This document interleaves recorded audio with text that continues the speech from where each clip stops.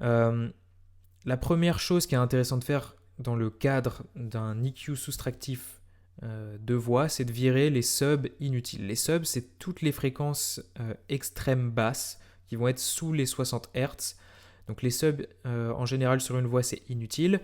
Donc on les vire et vous pouvez même virer des basses qui sont un petit peu plus haut que 60 Hz. En fait, le but, c'est de repérer les fréquences fondamentales, la zone où se situent les fréquences fondamentales de la voix, qui constituent vraiment le corps de la voix, et de cutter les basses qui sont juste en dessous. Donc là, voilà comment je ferai. Baby, when the morning comes, I've got places I need to be. So don't wait by the phone, no, you'll never have me. Vous voyez, ça se situe ici, les fréquences fondamentales. C'est là, vous avez le pic de volume le plus élevé, c'est au niveau de ces fréquences-là.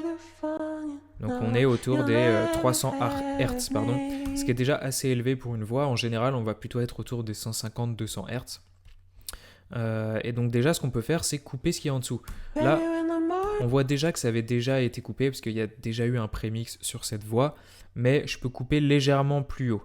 Et je vais utiliser donc un high pass filter, ou low cut, ici, avec une pente douce, 12 dB par octave, ça suffit.